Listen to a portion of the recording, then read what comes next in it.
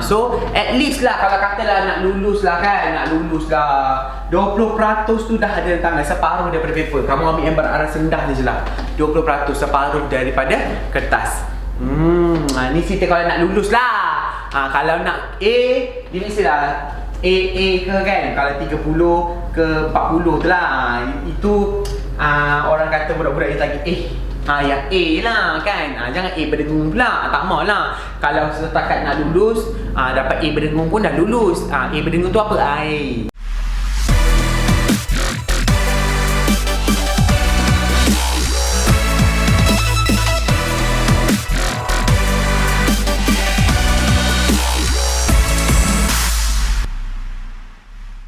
Hai, Assalamualaikum, Bismillahirrahmanirrahim. Rabbana sudurana wa yasir lana umurana wahlul 'uqdatam min lisana yafqahu qawlana. Bersama saya lagi Sir Faiz untuk tips menjawab paper ekonomi.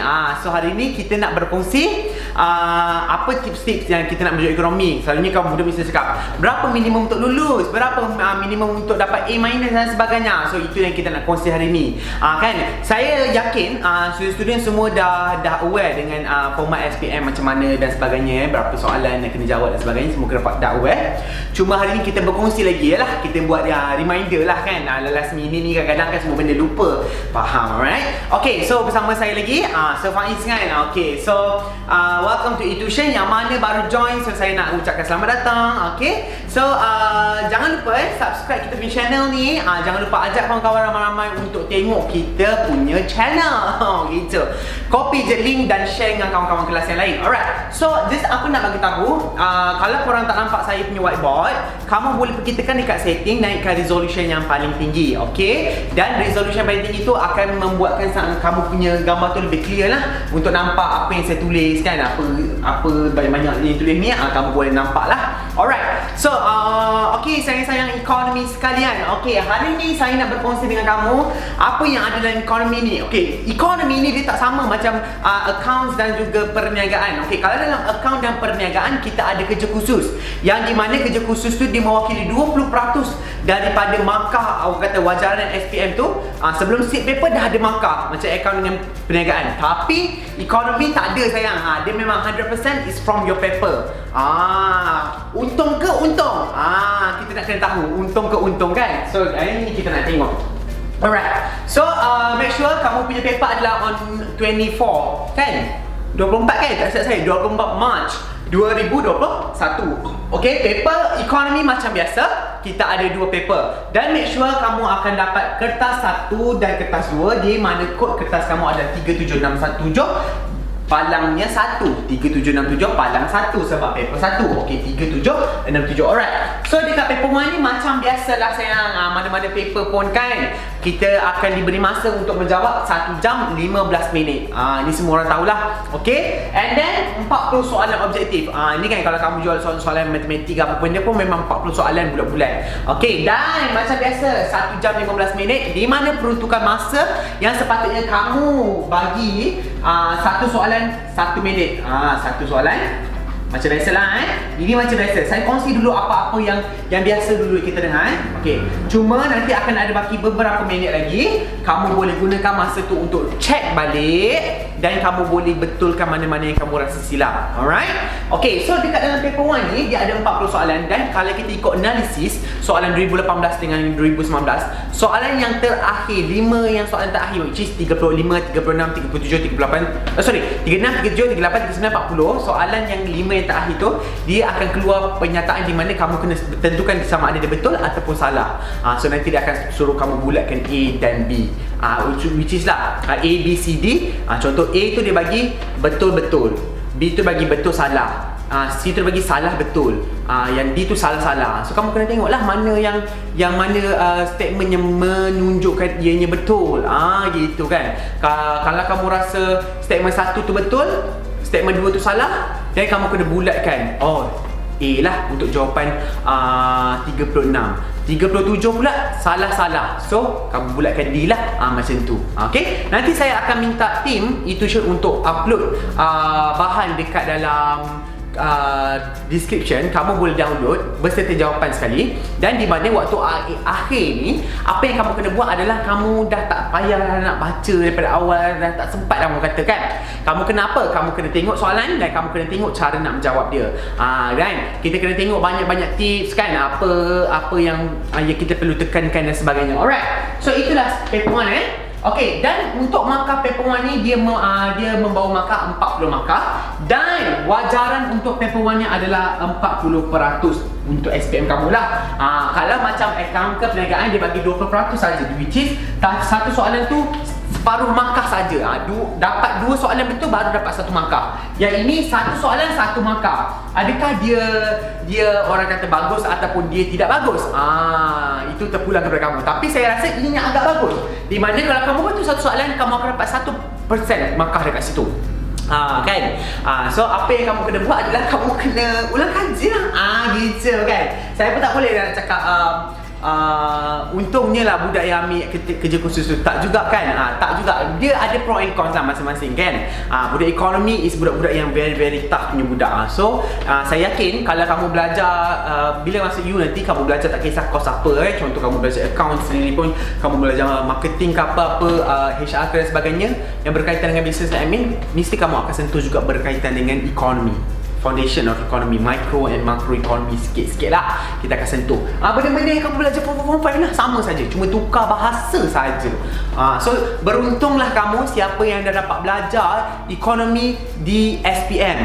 Kan? So macam wow gitu. Alright. So itulah dia Okay, wajaran markah kamu adalah 40%, dan ini yang budak-budak selalu tertanya-tanya. Okay, untuk paper 1, wajaran dia punya aras kesukaran adalah kita menggunakan nisbah yang sama seperti paper-paper lain, di mana kita memberi nisbah 5, 3 dan 2. 5 ni beraras rendah, 3 beraras sederhana dan 2 beraras tinggi. Alright, itu simple lah. Okay, di mana kalau kita ikutkan 40 soalan paper 1, 40 soalan, di mana kalau kita ambil 5 nisbah 5 ni, 20 soalan, which is separuh daripada paper 1 kamu tu adalah yang beraras rendah. Beraras rendah which is apa? Soalan dia tak melengkong-lengkong.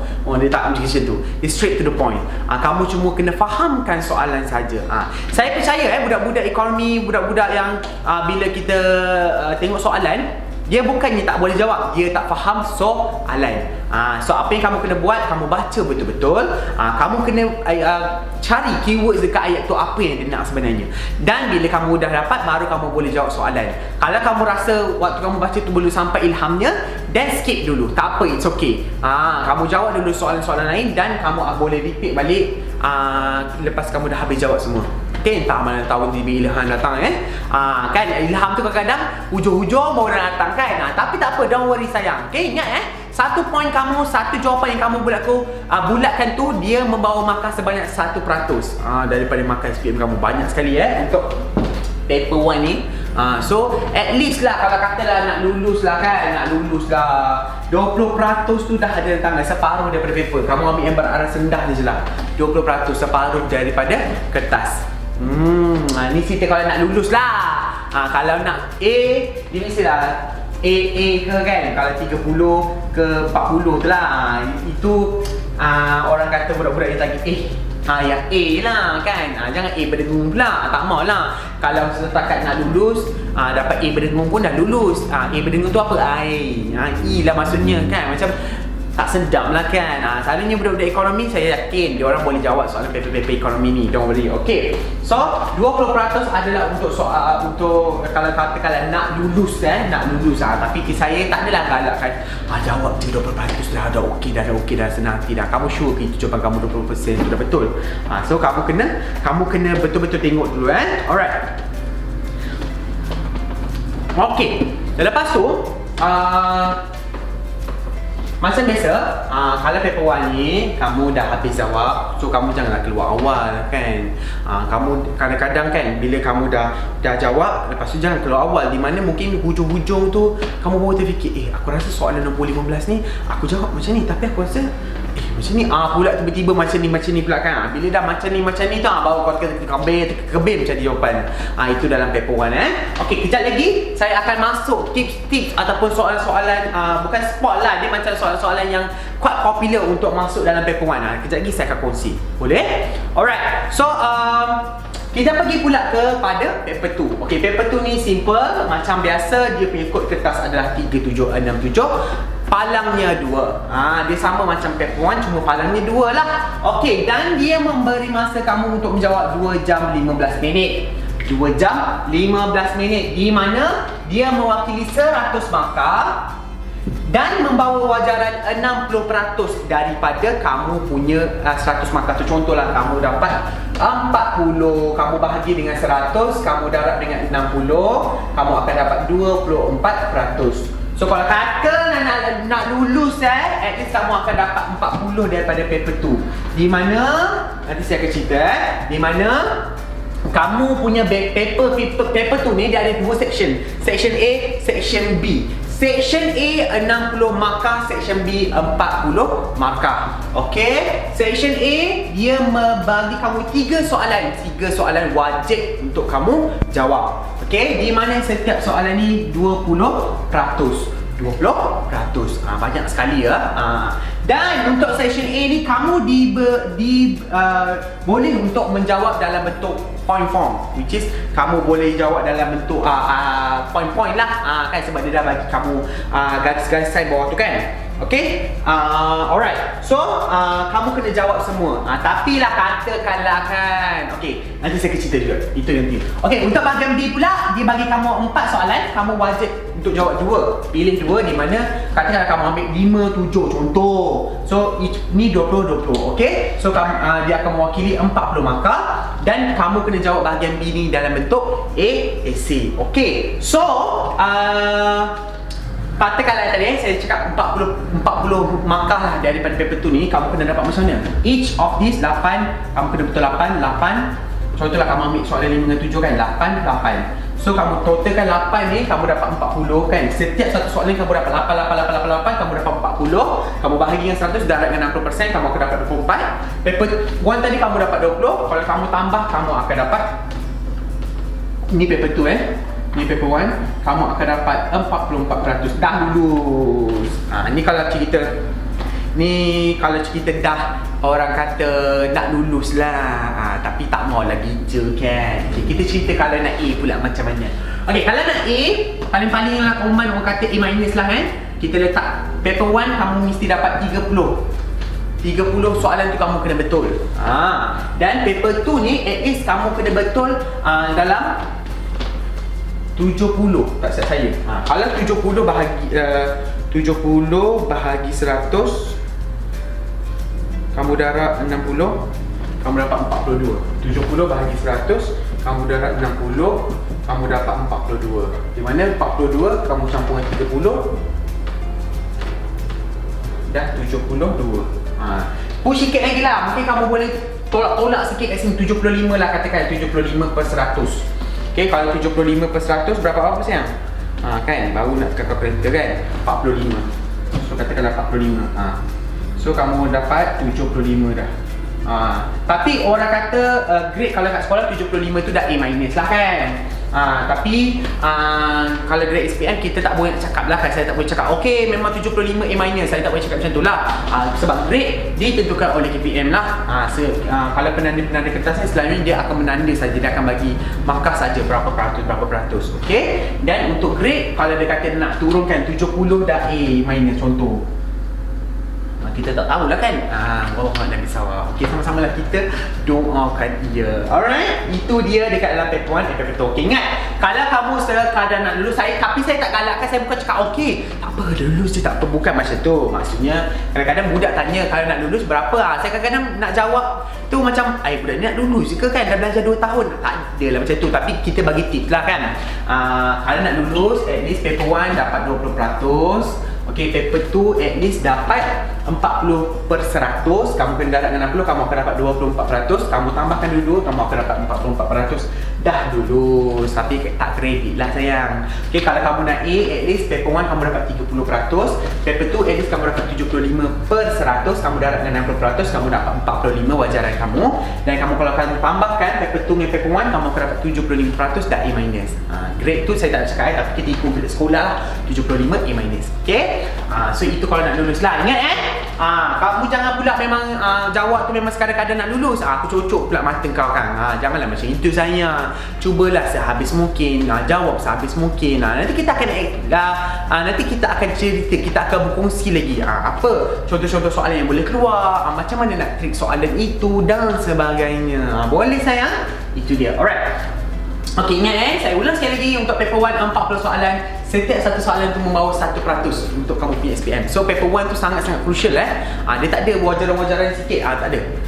Dia wajaran dia adalah 40% untuk 40 soalan. So satu soalan tu membawa maka 1%. Okey? So ingat jawab sebaik mungkin paper 1. Okey? Nanti kita akan tengok macam mana nak jawab paper 1 ataupun soalan-soalan yang boleh keluar dekat paper 1 dan sebagainya. Ingat paper 1 ni sangat crucial. Kalau kamu dapat 38 kat paper 1, kamu dah sikit lagi 2% lagi dah kamu nak lulus dah. Kan 40 dah lulus. So paper 1 kamu dapat 38 contoh. So lagi 2% lagi nak lulus. Kamu cari lagi sikit je kalau nak lulus. Tapi kalau dapat 38 kat paper 1 tu, maksudnya paper 2 kamu mungkin lagi excellent lah kan. Boleh dapat A- mana tak A-, A+ dan sebagainya kan. So gitu. Orang kata kan senang, insyaAllah. Okey, ingat kalau kamu katalah paper ekonomi ni susah, sama saja sayang. Kita menggunakan aras 532 di mana kalau kita ikut dia punya nisbah tu 20 soalan untuk aras rendah senang sangatlah. 20 soalan tu tik dia bulat-bulat je kan. Lepas tu papi hitamkan je. Mudah nak kat situ. Okey, ingat semua-semua ni. Okey, dan untuk paper tu macam biasa, macam saya ulang, macam saya cakap tadi, saya ulang sekali lagi. Kamu ada bahagian A dengan bahagian B. Ingat bahagian A dengan bahagian B. Bahagian A jawab semua. Kamu ada 3 soalan jawab semua. Dia mewakili 20. Okey, 20. Kalau orang kata nak lulus dapat each 888, ni kan 20 dapat 88 juga. So tapi saya tak naklah cakap lulus nanti kena kecam pula kan.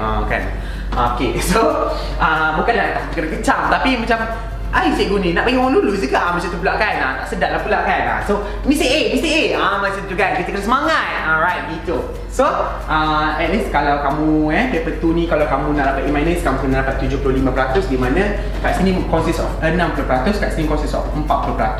Okay, dan ada 100%. Okay, untuk paper 2 ni. Tapi wajaran kamu cuma 60% saja. Contohlah kamu dapat 90/100, darat 60 lah. Gitu. Kalau kamu akan dapat berapa? Kita kira 90/100, biasalah kan. Dia tua ni, okey 54, kamu dapat 38 contoh dekat paper 1. Kamu dapat berapa? 8 campur 4, 12 naik 1, 6, 92% kamu dapat. Banyak sekali 92% dah A+. Kan? Macam wow gitu. Okay, saya kamu kena tahu untuk strategi ekonomi ni dia punya analisis tak banyak, which is dia ada cuma 2018 dengan 2019, dan 2017 ke bawah semua menggunakan format lama. KBSM tak silap saya lah di mana kita menggunakan ekonomi asas, dan dia dah tukar jadi ekonomi saja. Dia nak standardizekan silibus ekonomi ni. Bila kamu pergi U tu kamu dah macam tak shock, macam tak kejut lah kan. Jumpa dah soalan tu waktu SPM, alah senang je ni. Belajar pasal apa? Dasar fiskal, dasar kewangan. Padahal kalau tukar bahasa Inggeris, fiscal policy and monetary policy sama saja, cuma bahasa je bertukar. Kan? Simple saja Okay, so ingat paper 2 ni. Alright, jom kita tengok macam mana ataupun bentuk-bentuk soalan dekat dalam paper 1. Let's go. Okay, so sekarang kita tengok apa yang kita kena fokuskan dekat dalam paper 1. Okay, kalau kat paper 1 selalulah yang paling famous dia akan keluar yang berkaitan dengan faktor ataupun faktor pengeluaran lah. Okay, di mana faktor pengeluaran kita ada apa? Kita ada 4 item. Apa dia? Kita ada apa dia? Siapa ingat? Buruh, lagi tanah, lagi modal dan juga usahawan. Okey, kita tahulah semua benda tu. Sekarang ni dia bermain dengan apa? Tanah dan juga modal. Okey, sekarang dia suruh kita pilih apa yang betul, mana yang betul. Okey, kita kena tahu tanah tu adalah apa, sumber apa. Okey, sekarang kita tengok. Adakah dia punya pulangan dari segi sewa? Okey, mungkin boleh jadi betul kan? Mungkin boleh jadi salah. Okey, mobility geografi. Okey, betul juga sebab tanah kan. Okey, penawaran dia tidak terhad. Tanah tu modal penawaran dia agak terhad ya, sebab yelah kalau semua orang duduk bangunkan bangunan-bangunan dekat sini, so dia agak terhad lah dekat situ. Okey, and then last one is anugerah alam. Kita tahulah tanah memang anugerah alam, kita tahu.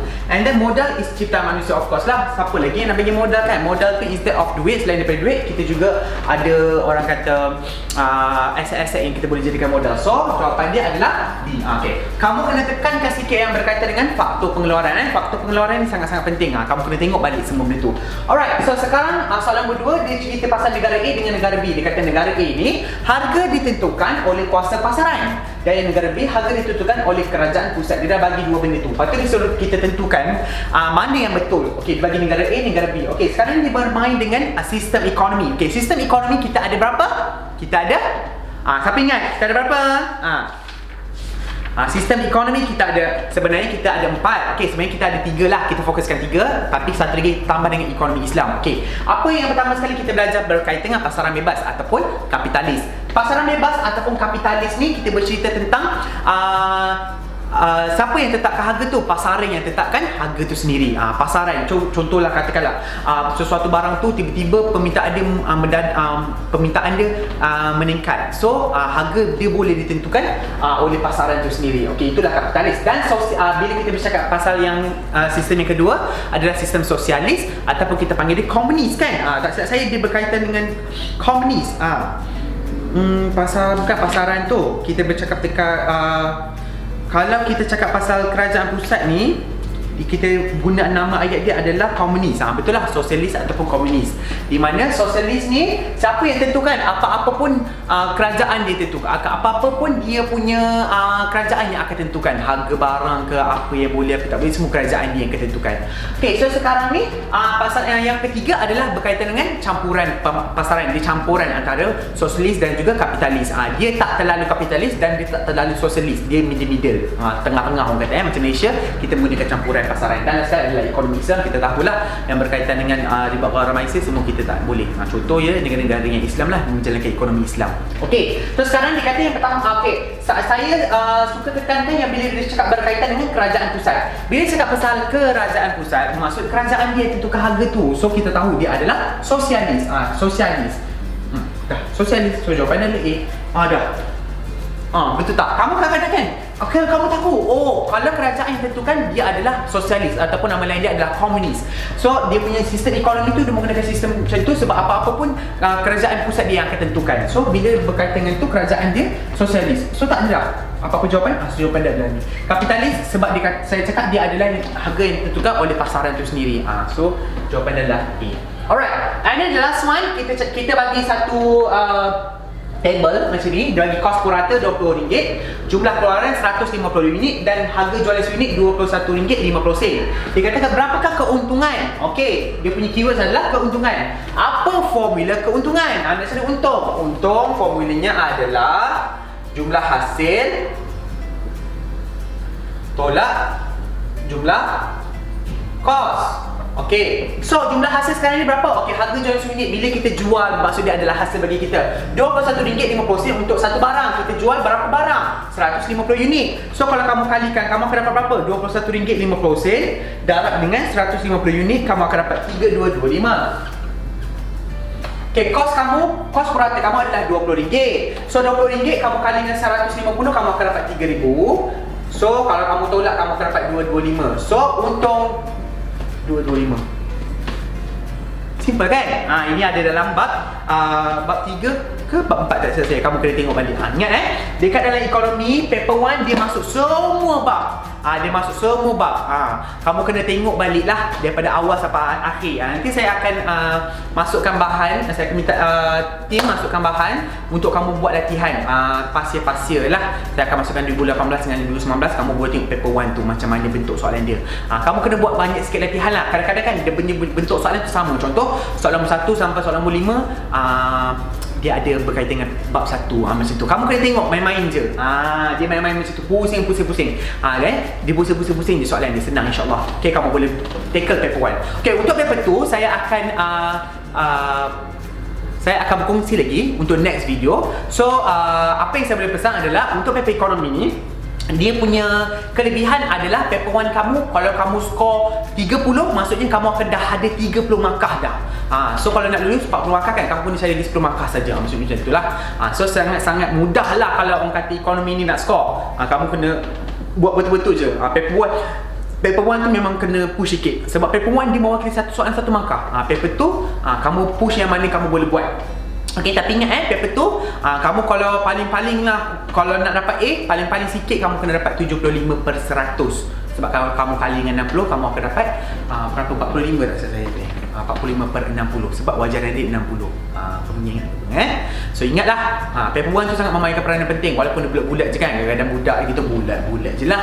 Kan? Okay, so sampai jumpa lagi untuk next video. Okay, saya ucapkan untuk pelajar-pelajar ekonomi SPM, semoga maju jaya. Okay, so saya just nak share lah, masa SPM dulu saya tak ambil ekonomi asas dulu, kita pergi ekonomi asas, saya tak berpeluang untuk ambil ekonomi asas.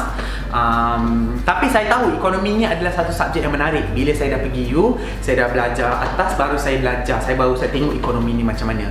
Dia adalah benda yang tak begitu susah pun sebenarnya. Kamu kena faham, sebab dia adalah yang berkait rapat dengan kita punya, orang kata, situasi semasa. Contoh macam sekarang ni, apa yang kerajaan buat.